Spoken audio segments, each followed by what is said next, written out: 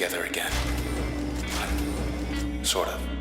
There's an inscrutable quality to Transistor that makes it so easy to get lost in. Everything has a soft glow, making the world feel ethereal and filled with ghosts, which makes sense given the game's story. A great catastrophe has happened in Cloudbank, the city where Transistor is set, and relentless predatory life forms roam the streets, attacking anything they see.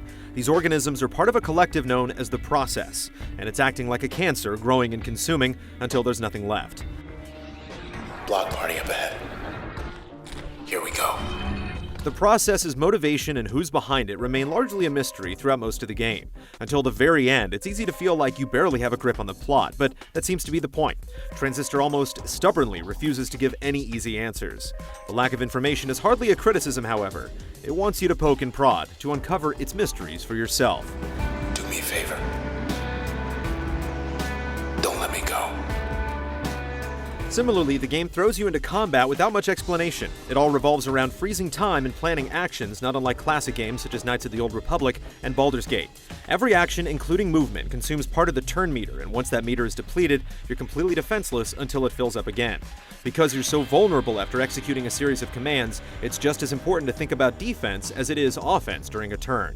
If left out in the open, your health will get chewed up quickly as you wait for the meter to refill. Now I want to know what's in door number 2.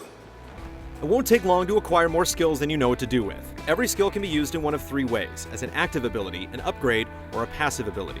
All 4 active abilities are assigned a button, and these serve as your primary tools. Some active abilities are rather straightforward, such as a simple melee and long-range attack, but others are a bit more elaborate. One lets you summon a cybernetic canine companion who you can control independently that bites whatever's in its way. Even if you don't like a particular skill as an active ability, none of them are worthless. Each active ability can have up to 2 upgrades, which modify how they work. Adding the Get skill to your long-range attack draws an enemy toward you, allowing for close-range follow-ups. Skills can also be used as passive abilities, which provide constant benefits, such as more health. Next stop, high rise. At first, the sheer number of ways you can use skills is a bit overwhelming, and it's easy to configure an ineffective setup. But the game does an excellent job of incentivizing you to explore. At several points, the composition of enemies significantly changes, necessitating a different approach.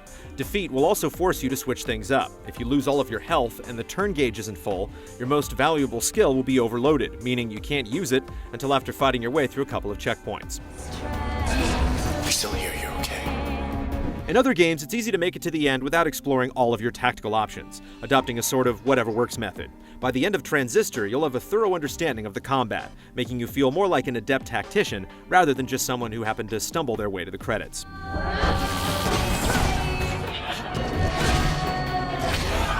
For those that really want to push themselves, a new mode called Recursion unlocks after finishing the story.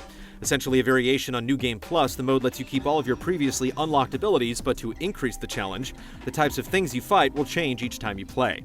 Expect to fight endgame enemies in the very first area. It isn't just increasingly difficult fights that will have you experimenting with skills. Although your weapon, the Transistor, looks like nothing more than a weird futuristic sword, it can actually absorb the souls of the recently deceased. All of your available skills were once people, and by equipping these skills in different ways, you learn more about them. To get a complete story, the skill must be used as an active ability, an upgrade, and a passive ability. Hi. You okay? I see. Sure. She wants to come along. We can use her.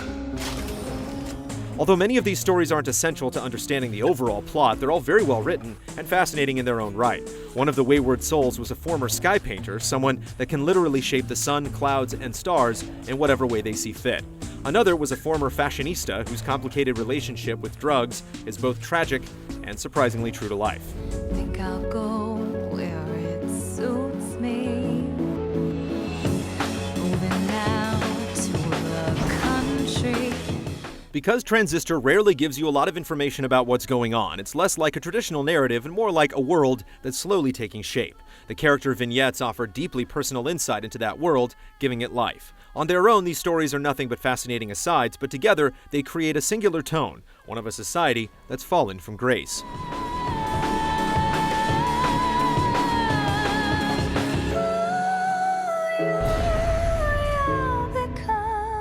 Besides the stories, your other main source of information is the Transistor itself, which has its own voice. In an almost identical fashion to Supergiant's first game, Bastion, the Transistor acts as a constant narrator, commenting on events as they happen. While it isn't as inventive as it originally was in Bastion, the trick still works. Hearing the Transistor react to even your most minute actions makes you think about what you're doing, causing you to feel more like an actual character rather than a player controlling someone else. So, don't know what I was expecting, but it wasn't this. Amidst all of the flush color and ornate architecture is a pervasive stillness that's both beautiful and unnerving. Darren Korb's outstanding soundtrack accentuates nearly every single moment. At times, it's quiet with hardly more than soft piano and a lone acoustic guitar. It'll then switch to hard pulsating drums interlaced with weird accordion-like sounds. Collectively, the music makes Cloudbank simultaneously grotesque and idyllic.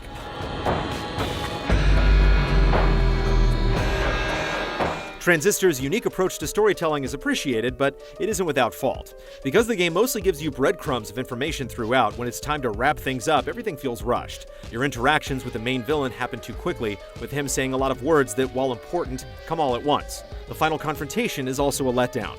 The game throws in a clever twist that just doesn't work out, making it rather anticlimactic.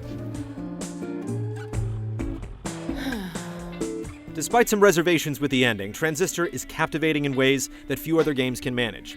It creates a place that we wanted to be a part of, learn more about, and most importantly, didn't want to leave. Transistor isn't something you'll forget about immediately after finishing it. Instead, it's one that you'll wish you could play again for the first time. Sea monster fresh from the bay. Flatbread delivery still going strong. Not so bad when it's cold. Not that I know anymore. Help yourself, I'm good.